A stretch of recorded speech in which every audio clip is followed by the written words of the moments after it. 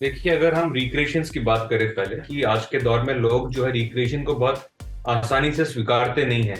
और इस विषय पर समाज में संवाद भी बहुत हुआ है कि होना चाहिए नहीं होना चाहिए, और कहीं ना कहीं मेरी राय भी इनके खिलाफ ही रही है एज अ ट्रेंड कि ये पैटर्न नहीं बन जाए। ये तो जब अनिल शर्मा जी आए मेरे पास इस फिल्म का प्रस्ताव लेकर और वो चाह रहे थे कि मैं दो गाने रिक्रिएट करूं, तो पहले तो मैं थोड़ा सा केयरफुल था कि ये क्यों हम कर रहे हैं और इसका मकसद क्या है। तो मुझे लगा था कि इस धुन को मैं अगर सही तरीके से पेश करूंगा, जैसे उदित नारायण की आवाज को हमने इस्तेमाल किया बहुत समय बाद। हिंदी सिनेमा जिस संगीत के लिए जाना जाता है, वो एक कव्वाली अंदाज है, उसमें कोरस का इस्तेमाल है, उसमें हमारे ट्रेडिशनल बाजों का इस्तेमाल है। मुझे हाल ही में सुभाष घई साहब का फोन आया और उन्होंने मुझसे कहा कि जिस किस्म का संगीत वो करना चाहते हैं या वो करते थे, ये उसी पायदान पर ये गाना उतरता है। Hello hi welcome to NT live. मेरा नाम भावना त्रिपाठी है और मेरे साथ है इस वक्त composer and singer Mithun. Mithun, welcome to the channel first of all. बहुत धन्यवाद, थैंक यू। जी।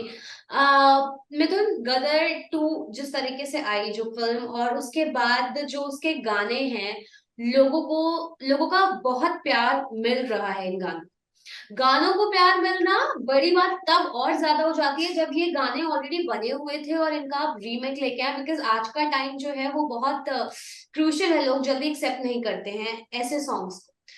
क्या जी, चैलेंजेस थे आपके पास इन सॉन्ग्स को कंपोज करते? देखिए, अगर हम रिक्रिएशंस की बात करें पहले, जैसे आपने बहुत सही फरमाया कि आज के दौर में लोग जो है रिक्रिएशन को बहुत आसानी से स्वीकारते नहीं हैं।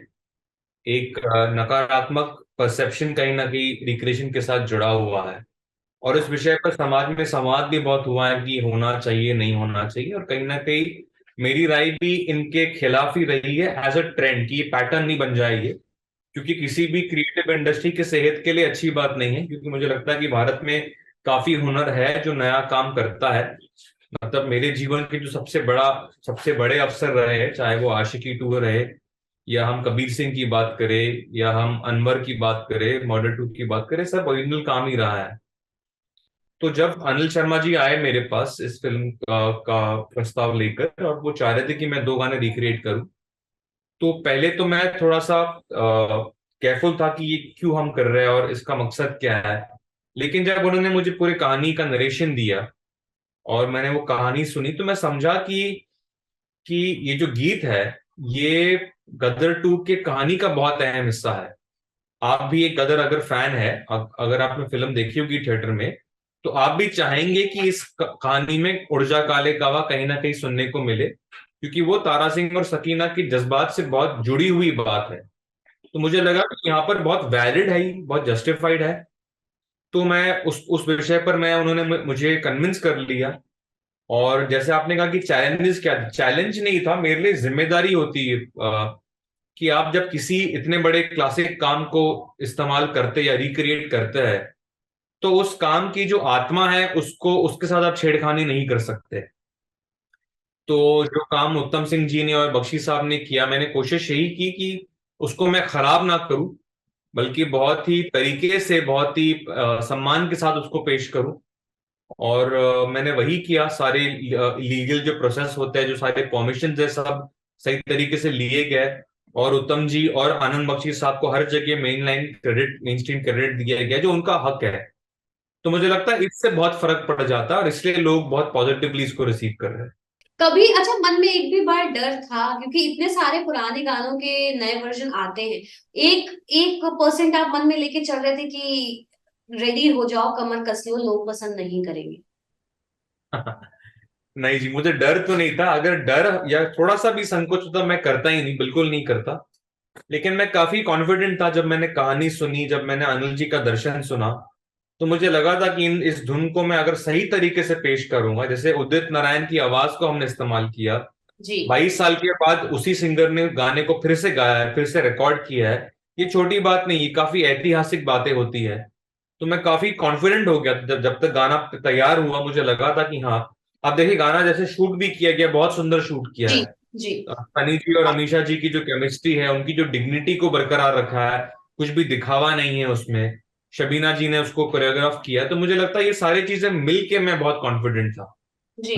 अच्छा, क्या अब ऐसा इसके बाद कोई ऑफर आया है? वैसे तो ये फन फैक्ट है, आई डोंट नो कि ये होगा कि नहीं, पर ऐसा हो रहा है कि चलो अगर रीमेक बनवाने हैं तो मिथुन के पास चलते हैं, बिकॉज वो एक सक्सेस फॉर्मूला मिल गया है, और वो बढ़िया कर देगा, इसको बचा ले जाएगा। देखिए, आपका सवाल तो वैसे वाजिब है, क्योंकि ऐसा होता बहुत है। और काफी सारे लोग मुझसे पूछ भी रहे हैं कि अभी आप क्या करेंगे, क्योंकि पहले आप नहीं करते थे। तो मेरा जवाब यही है कि मैं, अगर मुझे वो क्रिएटिवली वैलिड लगता है, वो चीज अगर मुझे जस्टिफाइड लगती है तो मैं करूंगा, वरना मैं फिर से नहीं करूंगा। अच्छा, अगर जब मिथुन की बात आती है तो आपकी जो कॉम्पोजिशंस होती हैं वो मोस्टली बहुत मेलोडियस और बहुत काम म्यूजिक होता है, बहुत रोमांटिक म्यूजिक होता है। तो ये आपको पर्सनली आपको बहुत पसंद है, या आपने एक बार कर दिया, वो हिट हो गया फॉर्मूला, तो उसके बाद वैसा ही काम मिलता जा रहा है, ऐसा कुछ है, या नहीं, आप ऐसा भी नहीं है, ऐसा जैसा कुछ आपने करते हो? कहा। हाँ, समझ गया मैं आपकी बात। जैसा आपने कहा कि पर्सनल है, मुझे लगता है पर्सनल जो शब्द है पर्सनालिटी से निकला है। तो ये मेरी पर्सनालिटी ऐसी है, मुझे ऐसा संगीत करना खुद बहुत अच्छा लगता है। और इसलिए मैंने, अगर आप ऊर्जा काले कावा में भी उसको मैंने अपना रंग दिया है। मतलब अगर आप ओरिजिनल सुनेंगे, उसका अंदाज काफी अलग है, इसका अंदाज थोड़ा सा अलग है, इसमें जो मेरा तरीका है, मेरा रंग है, वो नजर आता है। तो मुझे पसंद आता है इस किस्म का संगीत बनाना। अच्छा, और आगे क्या क्या कुछ कुछ है, बता सकते हैं थोड़ा प्रोजेक्ट्स के बारे में, या फिर जी जी, मैं अभी मोहित सूरी की फिल्म, अगली फिल्म के ऊपर काम चल रहा है। हम्म। उसके बाद आदित्य दत्त है, वो फिल्म बना रहे क्रैक, उसका मैं संगीत कर रहा हूँ। और उसके बाद अनिल शर्मा जी एक नई कहानी के ऊपर काम कर रहे हैं। तो वो कहानी मैंने हाल ही में सुनी है, उसके ऊपर अब काम हम शुरू करने वाले हैं। अच्छा, मैं मिथुन, बाकी अच्छे सॉन्ग्स थे, सभी सॉन्ग्स अच्छे हैं, चाहे वो ऊर्जा काले कावा हो या फिर कोई भी सॉन्ग हो, एक्स वाई जी। लेकिन जो चल तेरे इश्क वाला जो सॉन्ग है ना, उसने कुछ एक जी। अलग जादू किया है। वो सॉन्ग आया है, और वो काफी वक्त बाद ऐसा एक सॉन्ग आया है जो फिल्माया बहुत अच्छा गया है, जिसको सुनने में देखने में बहुत अच्छा लग रहा है, एक्टिंग वाइज भी, बिना किसी बहुत शोशेबाजी शोर शराबे के। वो बहुत प्योर और बहुत अच्छा सॉन्ग काफी वक्त बाद मिला है। तो इसके लिए आपको फीडबैक मिल रहा है, और ये मेरा एक फैन होने के नाते आपको फीडबैक भी है कि that's a very very wholesome song. तो इस सॉन्ग के बारे में कैसा आपको फीडबैक मिल रहा है, because it's a new song? मुझे बहुत ज्यादा ही अच्छा फीडबैक इस गाने के लिए मिल रहा है। मुझे लगता है कि आपने जिस तरीके से उसका वर्णन किया है, बहुत क्या कहते हैं ना, कि बहुत आपने बड़ी मैच्योर बात की है कि बहुत समय बाद हिंदी सिनेमा जिस संगीत के लिए जाना जाता है, राइट, वो एक कवाली अंदाज है, उसमें कोरस का इस्तेमाल है, उसमें हमारे ट्रेडिशनल बाजों का इस्तेमाल है। For the lack of a better word, it is not social media friendly music, it is music the way Hindi cinema has always been there. तो बहुत मुझे हर हर हर हर तरफ से मुझे बहुत तारीफ मिल रही है उस गाने के लिए। मुझे हाल ही में सुभाष घई साहब का फोन आया, और उन्होंने मुझसे कहा कि जिस किस्म का संगीत वो करना चाहते हैं, या वो करते थे, ये उसी पायदान पर ये गाना उतरता है।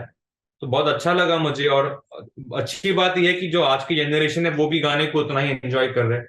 मैंने अभी उसके दो पब्लिक डिमांड पे उसका मेल सोलो वर्जन भी रिलीज किया है विशाल मिश्रा की आवाज में, और जो ओरिजिनल वर्जन है वो नीति मोहन ने गाया है।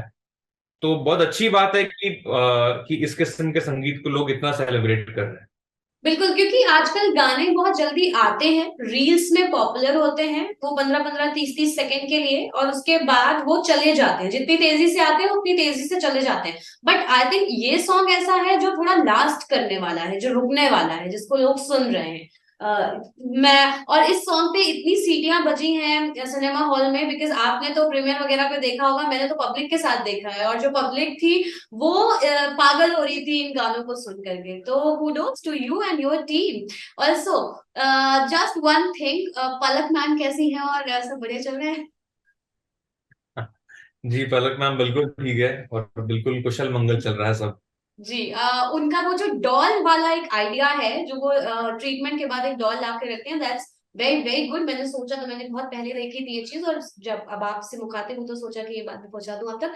थैंक यू सो मच हमारे साथ जुड़ने के लिए, बातें करने के लिए, और उम्मीद करते हैं कि बहुत जल्द आप फेस टू फेस बात होगी। आप अगर नोएडा आइएगा तो ऑफिस आइएगा, मुंबई आकर मैं बड़ी मुलाकात करें। जरूर जरूर बात करेंगे। Thank you so much. Thank you so much for giving your time.